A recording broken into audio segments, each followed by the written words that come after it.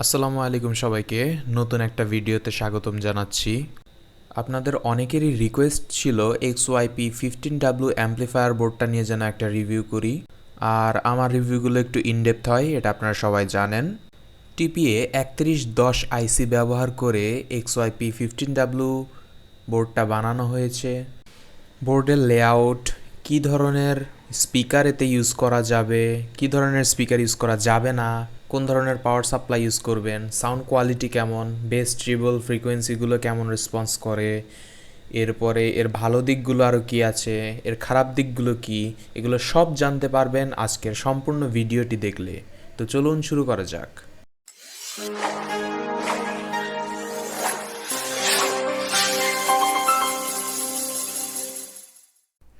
আমি কেসিং সহ প্যাকেজটা নিয়েছি।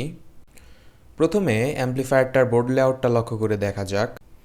বাম দিকে পাওয়ার ইনপুট এবং স্পিকার আউটপুটের কানেকশনগুলো রয়েছে। ইনপুটে রিভার্স পোলারিটি প্রোটেকশন ডায়োড আছে। ডায়োডের পরে দুটি ক্যাপাসিটর ইউজ করা হয়েছে পাওয়ার সাপ্লাই ফিল্টারিংয়ের জন্য। এই ছোট্ট বোর্ডটার মেইন চিপ হিসেবে আছে টিপিএ 3110 ক্লাস ডি অ্যাম্প্লিফায়ার একটা আইসি। নিচের দিকে আছে একটা 5 ভোল্ট রেগুলেটর আইসি। এই আইসি দিয়ে অডিও ডেকোডার অ্যান্ড কন্ট্রোলার আইসিটাকে পাওয়ার দেওয়া হয়। অডিও কন্ট্রোলার আইসিটা অনেক ভালো মানের, কোনো ধরনের নয়েজ এটা ইনপুটে দেয় না, কিন্তু এর একটা সমস্যা আছে যেটা সম্পূর্ণ ভিডিওতে আপনারা দেখতে পারবেন। ডান দিকে আছে একটা ইন্ডিকেটর এলইডি এবং ব্লুটুথ অ্যান্টেনা। হ্যাঁ, এই অডিও অ্যাম্প্লিফায়ার সার্কিটটিতে শুধুমাত্র ব্লুটুথ দিয়েই ইনপুট দেওয়া যায়, অক্স বা অন্য কোনো কেবল সিস্টেম এটাতে রাখা হয় নাই। তো এই ছিল লেআউট বিস্তারিত। টিপিএ 3110 টেক্সাস ইনস্ট্রুমেন্টের ডিজাইন করা 15 ওয়াট পার চ্যানেলের একটা আইসি, অর্থাৎ সঠিক কন্ডিশনে এটা 30 ওয়াট টোটাল আউটপুট দিতে পারবে। কিন্তু এক্ষেত্রে লক্ষণীয় বিষয় হলো 10% হারমোনিক ডিস্টরশন প্লাস নয়েজ থাকবে, অর্থাৎ আপনারা কখনোই 30 ওয়াট নিয়ে সুন্দরভাবে ক্লিয়ার অডিও শুনতে পারবেন না। সর্বোচ্চ কত ওয়াট আউটপুট নেওয়া যাবে সেটা অবশ্যই আমরা টেস্ট করে দেখব, তবে তার আগে এটার দাম নিয়ে একটু আলোচনা করা যাক। আমি কেসিং সহ এই অ্যাম্প্লিফায়ারটা 357 টাকা দিয়ে কিনেছিলাম দারাজ থেকে। সবসময় চোখে পড়ে এমন জায়গায় যদি অ্যাম্প্লিফায়ারটা রাখেন তাহলে শুধুমাত্র আমি কেসটা নেওয়ার রেকমেন্ডেশন দিব, তাছাড়া এই কেসটা আসলে খুব একটা কাজের না। আমার বাসায় এখন এটা অযথা পড়েই আছে। এদিকে এই বোর্ডটা দিয়ে আমার অ্যাম্প্লিফায়ার বানানো শেষ।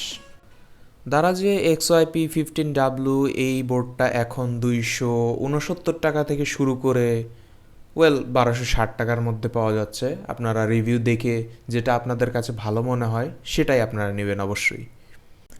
XY-P15W অ্যাম্প্লিফায়ারটা দিয়ে আমরা সর্বোচ্চ কত ইঞ্চির স্পিকার বাজাতে পারবো? আমরা যদি ভালো মানের 6 ইঞ্চির স্পিকার এই বোর্ডটা দিয়ে বাজাতে যাই তাহলে স্পিকারগুলো দেখবেন বারবার বন্ধ হয়ে যাবে। এই অ্যাম্প্লিফায়ারটার জন্য সবচেয়ে ভালো হবে 3 ইঞ্চির 8 ওহমের দুইটা স্পিকার। সম্পূর্ণ ভিডিওটা দেখলে আপনি 6 ইঞ্চি এবং 3 ইঞ্চির স্পিকারের মধ্যে সাউন্ডের কোয়ালিটি এবং আউটপুটের পার্থক্যটা বুঝতে পারবেন। এই অ্যাম্প্লিফায়ারের ভালো দিকগুলো প্রথমে আলোচনা করে নেই। প্রথমত, এই বোর্ডের অডিও রেঞ্জটা অনেক ভালো। ওয়াল থাকলেও অন্য রুম থেকে সুন্দরভাবে প্লে হচ্ছিল এই অ্যাম্প্লিফায়ারটা দ্বারা। দ্বিতীয়ত, এর বাটন দিয়ে কন্ট্রোল সিস্টেমটা, ভলিউম ডিজিটালি কন্ট্রোল হয়, অর্থাৎ আপনারা এই বোর্ডের বাটন চেপে ভলিউম কম বা বেশি করলে এখানে নয়েজ আসার কোনো চান্স নেই। প্লাস নেক্সট এবং প্রিভিয়াস গানে যাওয়া যায়, সাথে প্লে পজও করা যায়। এই বোর্ডটা খুব বেশি ওভারহিট হয় না, 50 থেকে 60 ডিগ্রি সেলসিয়াসের মধ্যেই থাকে, যেটা অ্যাম্প্লিফায়ারের ক্ষেত্রে খুবই নর্মাল একটা টেম্পারেচার। এর কারণ হলো অ্যাম্প্লিফায়ারের এফিসিয়েন্সিটা 80%-এর কাছাকাছি। এই বোর্ডটার আরেকটা ভালো ফিচার হলো রিভার্স পোলারিটি প্রোটেকশন, অর্থাৎ আপনারা যদি পাওয়ার কানেকশন ভুল করে উল্টোভাবে দিয়ে দেন তাহলে বোর্ডটা অনই হবে না। ক্লাস ডি আইসিগুলোতে যদি ভুলেও উল্টা পাওয়ার চলে যায় তাহলে কিন্তু আইসি নষ্ট হয়ে যাবে, সাথে সাথে ফেটে যাবে। তো সেই ভয়টা এই বোর্ডের ক্ষেত্রে নেই। এই বোর্ডের খারাপ দিকগুলো আলোচনা করার আগে চলেন সাউন্ড টেস্টটা আগে করে নেই। এজন্য প্রথমে আমি 3 ইঞ্চির দুইটা স্পিকার লাগাচ্ছি যেগুলো 4 ওহমের এবং ইনপুটে রাখছি 24 ভোল্ট।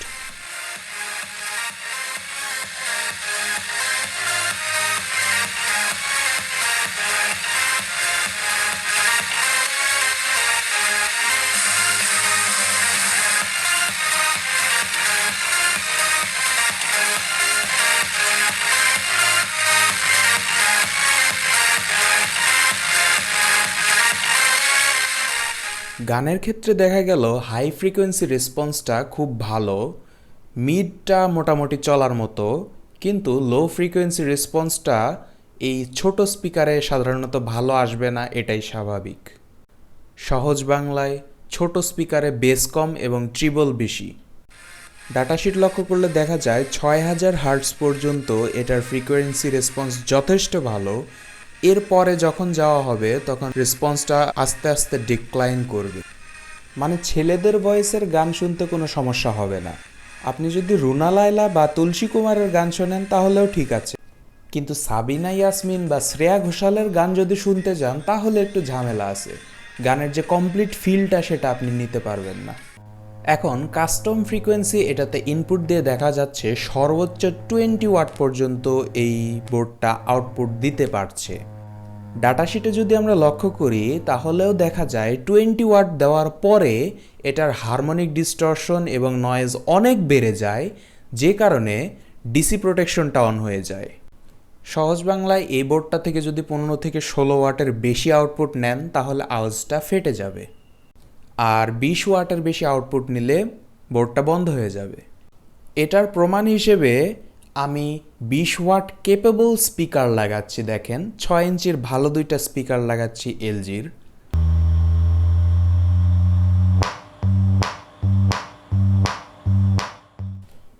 এক্ষেত্রে দেখা গেল সাউন্ড বাড়ানোর পর বোর্ডটা বারবার ঠাস ঠাস করে বন্ধ হয়ে যাচ্ছিল।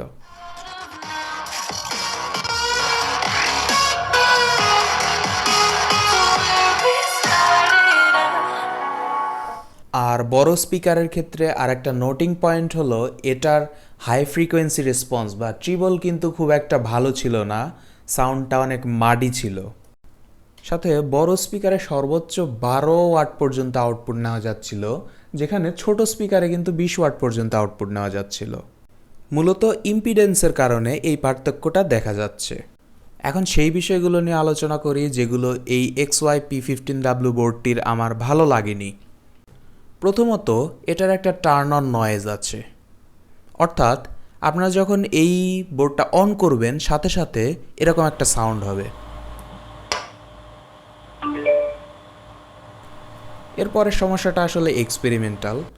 আপনারা যদি অল্প ভোল্টেজ থেকে মানে 4 ভোল্ট থেকে আস্তে আস্তে বাড়িয়ে বাড়িয়ে 12তে যান বা 16তে যান তাহলে এই মডেলটা অন হবে না।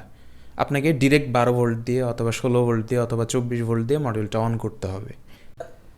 মানে হলো ধরেন অ্যাম্প্লিফায়ারটা আপনি ডিরেক্টলি ব্যাটারির সাথে লাগিয়ে রেখেছেন, এখন ব্যাটারির ভোল্টেজ কমতে কমতে 8 ভোল্টের নিচে চলে গেল, তখন মডিউলটা যে অফ হয়ে যাবে এরপর আর সাধারণত অন হতে চায় না, খুব ঝামেলা করে। ক্যাপাসিটর ডিসচার্জ করে নিতে হয় অথবা আবার পাওয়ার রিনিউ করে কানেকশন দিতে হয়, তারপর মডিউলটা অন হয়।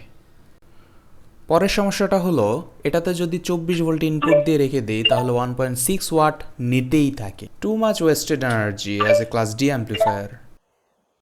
আর একটা বিষয় হলো 6000 হার্টসের পরের ফ্রিকোয়েন্সিগুলো যদি আরেকটু বুস্টেড থাকতো তাহলে আমার কাছে আরেকটু ভালো লাগতো। এখন ফাইনাল থটসে আসি। 270 টাকার মধ্যে এই অ্যাম্প্লিফায়ারটা চলনসই একটা অ্যাম্প্লিফায়ার। এখন চলনসই থেকে দৌড়ানসই যদি বানাইতে চান তাহলে যে কোনো সাইডে একটা টুইটার ইউজ করবেন, তাহলে আমার কাছে মনে হয় খুব ভালো একটা সাউন্ড বক্স হবে। পাওয়ার সাপ্লাই হিসেবে 16 ভোল্ট ইউজ করা বেটার যদি ইউজ করতে পারেন, তবে যদি না থাকে তাহলে 12 ভোল্ট ইউজ করবেন। 12 ভোল্ট অ্যাডাপ্টার বা ব্যাটারি আমাদের কাছে সবসময় থাকে। ব্যাটারি ইউজ করলে কোনো সমস্যা নাই, ওটা থেকে পিওর ডিসি পাওয়া যায়। কিন্তু আপনারা যদি এসএমপিএস ইউজ করেন সেক্ষেত্রে খেয়াল রাখবেন খুব ভালো মানের এসএমপিএস যেন হয় অথবা খুব ভালো মানের অ্যাডাপ্টার হয়। মিনিমাম 12 ভোল্ট 2 অ্যাম্পিয়ারের অ্যাডাপ্টার আমার রেকমেন্ডেশন থাকবে, এর ওপরে আপনি অবশ্যই ইউজ করতে পারেন 5-10 অ্যাম্পিয়ার যত খুশি। আর একটা বিষয় খেয়াল রাখবেন, এটার ইনপুট ভোল্টেজ যেন 8-এর নিচে নেমে না যায়, তাহলে অন হতে একটু ঝামেলা করে আর কি। পরবর্তী পাওয়ার ব্যাংক সার্কিটের রিভিউ ভিডিও দেখার আমন্ত্রণ জানিয়ে আজকে এখানেই শেষ করছি। আসসালামু আলাইকুম।